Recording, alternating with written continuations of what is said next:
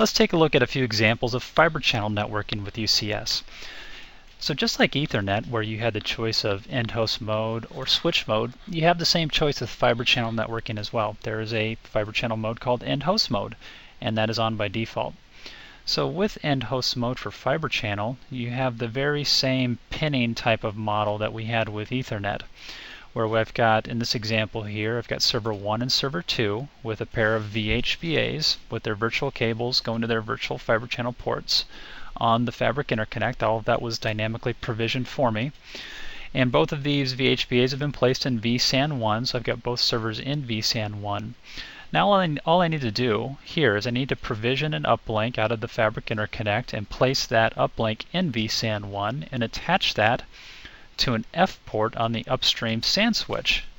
And then I'll need to make sure that that F port is configured for NPIV. So what happens is the server VHBAs are going to be pinned to an FC uplink in the same vSAN. And if you had multiple uplinks in the same vSAN, you would have a round-robin selection of server to fiber channel uplink. And when you have the fabric interconnect in end host mode, it doesn't behave like a typical fiber channel switch. It does not consume a domain ID. It attaches to an F port on the upstream SAN switch, not an E port. And therefore you do not have the switch-to-switch like management model in the SAN management tools. The fabric interconnect really provides the illusion of servers all connecting directly to the upstream SAN switch. And all zoning and all security configurations will be done on the upstream SAN switch and not on UCS. There really is no fiber channel configuration you really need to do other than create uplinks for fiber channel and place them in a vSAN. Now if you had multiple vSANs, servers in, let's say, vSANs 2, 3, and 4, then because you can have an uplink only in one vSAN, you would need to provision multiple uplinks for those multiple vSANs. But ultimately with end host mode you have the simplicity of the management. The fabric interconnect does not appear like an FC switch that needs to be managed like a switch. And it also simplifies multi-vendor interoperation. So while you have Cisco UCS, you could attach that elegantly upstream to a Brocade network because we're using standards-based NPIV attachments to F ports. There's no concerns about a Cisco switching mode interoperating with a Brocade switching mode because the fabric interconnect is not really presenting itself as a fiber channel switch. Now in the previous slide we talked about multi-vendor interoperation and having a individual uplink belong in one vSAN only, for example. Now we'll talk about what can you do if you attach Cisco UCS to a Cisco upstream network, a fiber channel network like an MDS or Nexus 5000. So there's a couple of different things that you can do here that enhances this solution. And one of the things is called F port channeling and trunking.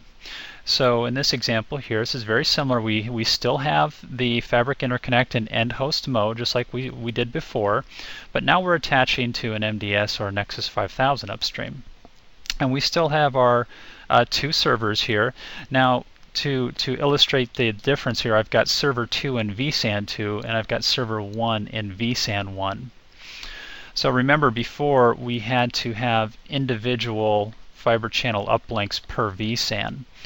So in this case here, I do have two uplinks per fiber channel or per fabric interconnect, but now what I'll be able to do is to put those two uplinks into a port channel, a FC port channel, and still attach that port channel to an F port upstream running NPIV, an F port on the MDS or Nexus 5000. So that would be a port channel on that other end, and it would be set up as an F port. So this is the F port channeling, which allows me to take two physical fiber channel links, bundle them together into a single port channel.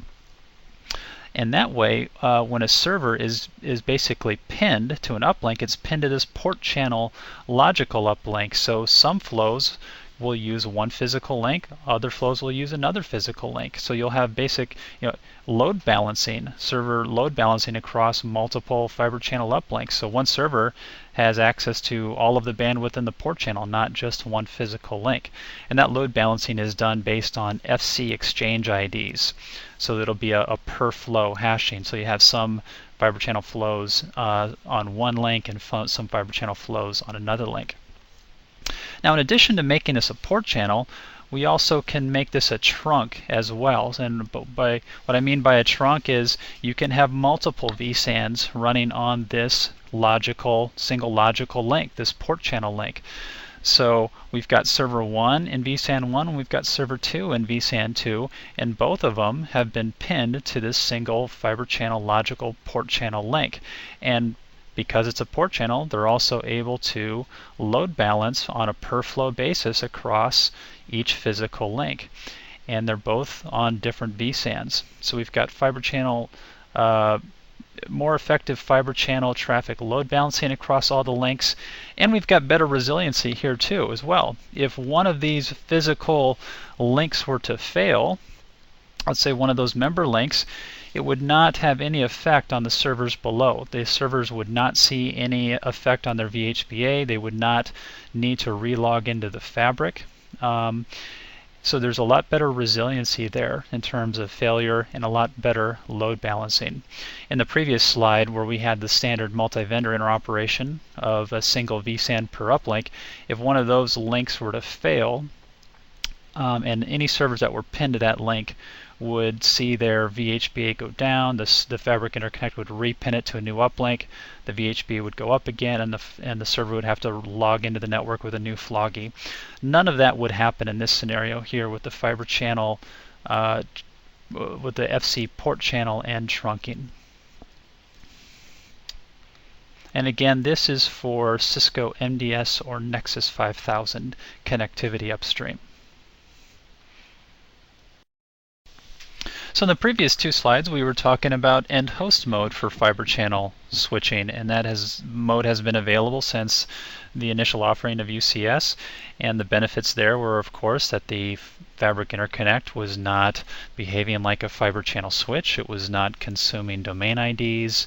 It was not attaching to the upstream network like a switch. Did not have to worry about interop modes with different types of vendors. It was a lot simplified connectivity model and management model for fiber channel. And one of the consequences of that, however, is because if the Fabric Interconnect is not behaving like a fiber channel switch, and it's not processing logins directly and handing out fiber channel IDs, well then you could not take fiber channel storage and connect it directly to the Fabric Interconnect. And there are some scenarios where you might want to do that. For example, it might be a small pod deployment of UCS. You might have a small, well-contained pod of servers, storage, and network, and setting up an extra network, an extra FC network, just for the sake of attaching storage into that pod, was undesirable. It would be better if you could take that fiber channel storage and connect it directly to the Fabric Interconnect. Well, now with UCS Manager version 1.4, you can do that. There is switch mode now for fiber channel switching. So if you want to set up a pod like this with storage connect directly to the Fabric Interconnect, you can convert the Fabric Interconnect to switch mode. And when you do that, the Fabric Interconnect is going to behave like a full fiber channel switch. It's going to use a fiber channel domain ID, and it's going to process fiber channel logins and hand out FC IDs just like any fiber channel switch would do. So therefore, you can connect storage directly to the UCS Fabric Interconnect now. You simply pick some ports and you define them as storage ports, and these can be fiber channel or FCOE ports. And when you define the storage port, you're also going to define the vSAN that storage port belongs to. And at this point, it's really only one vSAN per storage port. Now, the caveat with this initial offering of switch mode is that the zoning on the Fabric Interconnect is very basic. It's just a default zoning. There are no advanced inputs in UCS Manager to define advanced zoning security controls. It's all going to be very basic default zoning on a per vSAN basis. Any server that's on the same vSAN as a storage port is going to have full access to that storage port. So to provide that access control and security of servers accessing LUNs, you're going to leverage LUN masking on your storage array, and then you can control which servers are going to see which LUNs based on the worldwide name they're coming from, etc. Now, you still can, if you want to, you can connect the Fabric Interconnect in FC switch mode to an upstream MDS network, and it has to be MDS. And when you do that, the MDS will see the Fabric Interconnect like another FC switch, much like an MDS 9134, for example, and you will connect with a trunking expansion port. You can run multiple vSANs. And when that happens, what you can do is you can download the zoning table that you've already defined in MDS down to the Fabric Interconnect. So the Fabric Interconnect does have advanced zoning capabilities. It's just the inputs to apply that configuration are not available right now in UCS Manager. But if you did attach to an upstream MDS network, the MDS would download that zoning table to the Fabric Interconnect just like any other FC switch would do. And again, we are going to use a fiber channel domain ID at the Fabric Interconnect, so that's something to keep in mind if you're attaching into larger data center environments.